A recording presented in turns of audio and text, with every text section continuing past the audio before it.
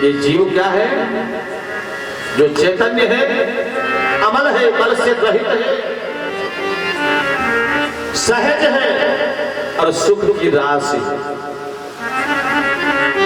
आनंद कहां है? सुख कहां है? सुख अपने अंतर मन में। जब अपने निज स्वरूप का अवलोकन कर पाओ तब सुख की प्राप्ति हो। और जिसको सुख मिल गया उसके लिए संसार तुच्छ हो जाता है। बोलो जय श्री कृष्ण।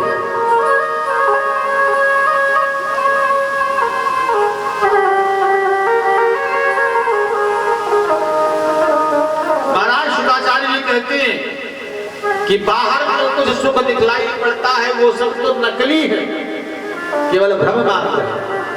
सुख तो अपने अंतर मन में है। और नहीं तो ये संसार दुख का घर है, दुखालय। ये दुख का आलय है। शुक्राचार्य जी कहते हैं कोई तन दुखी, कोई मन दुखी, कोई धन बिन रहत उदास है, थोड़े थोड़े सब दुखी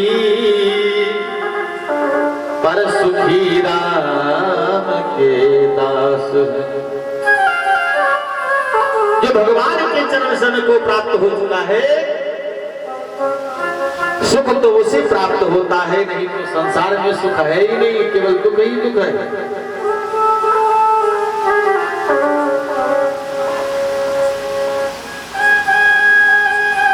महाराज मैत्रेय जी ने सुंदर विदुर जी को इस प्रकार का सुंदर उपदेश दिया। सृष्टि के बारे में प्रश्न किया। महाराज विदुर जी ने तो सुंदर सृष्टि की प्रक्रिया का वर्णन किया कि भगवान नारायण के नाभि कमल से ब्रह्मा जी प्रकट हुए। ब्रह्मा जी ने सृष्टि की इच्छा प्रकट की। भगवान के ज्ञान को आत्मसात करके ब्रह्मा जी ने अपनी संकल्प मात्र से ही इस पहले सनक, सनंदन, सनातन और संत कुमार इन चारों को उत्पन्न किया। इनसे कहा तुम सृष्टि करो। चारों बोले भैया हमें सृष्टि के चक्कर में नहीं पड़ना, हमें तो भगवान के आश्रित रहना है, सृष्टि से लेना देना हमारा कुछ है नहीं, हम सृष्टि नहीं करेंगे। ब्रह्मा जी को क्रोध आ गया। कहा तुम हमारे आदेश का पालन नहीं कर रहे हो। उसी क्रोधावेश में विकट के मध्य से भगवान रुद्र का प्राकट्य हो गया। बोलिए रुद्र भगवान की जय। क्रोधावेश में रुद्र का प्राकट्य हुआ। अब रुद्र भगवान शिव को देखा ब्रह्मा जी ने। कहा तुम्हारा आज से नाम होगा रुद्र।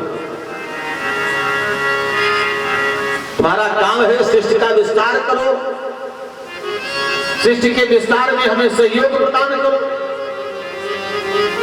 भोले बाबा ने कहा ठीक है। बस सृष्टि करना प्रारंभ कर दिया। तो भूत प्रेत डाकनी शाकनी पिशाचनी राक्षस गंध राक्षस बेताल जिन्नात अवघड़ा नाना प्रकार की सृष्टियां उत्पन्न कर दी। ब्रह्मा जी बोले भाई देखो सृष्टि बना दी है तो कोई ठीक ठाक बनाओ, ऐसी खतरनाक सृष्टि बनाने से क्या लाभ है। भोलेनाथ ने कहा ठीक है, अगर ऐसी बात है तो हमसे तो ऐसे ही बनेगा, अब हम नहीं बनाएंगे। बस वो ध्यान अवस्थित होकर के बैठ गए, समाधि अवस्था को प्राप्त होकर।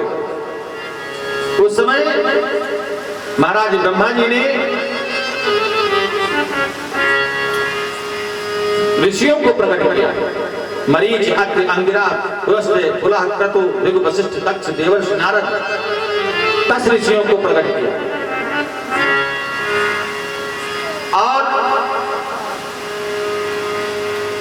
वाणी के द्वारा भगवती सरस्वती का प्राकट्य हुआ।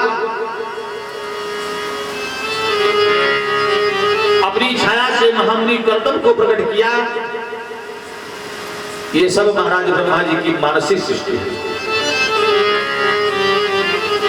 तदुपरांत महाराज विधाता ब्रह्मा ने अपने वामांग से एक कन्या और दाहिने अंग से एक पुरुष को उत्पन्न किया, जिसका नाम मनु और शत्रुपा हुआ। मनु शत्रुपा से ही मानवीय सृष्टि का विस्तार हुआ है, इसीलिए इनको मानव कहा जाता है।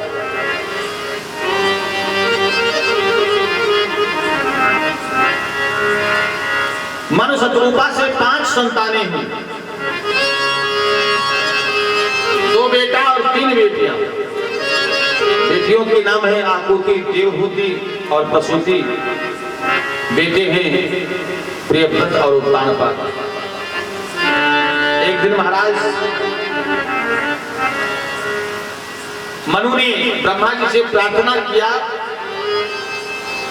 कहा भगवान मैं सृष्टि का विस्तार करना चाहता हूं, आपके आदेश का पालन करना मुझे उचित लगता है, लेकिन कैसे करूं? क्यों?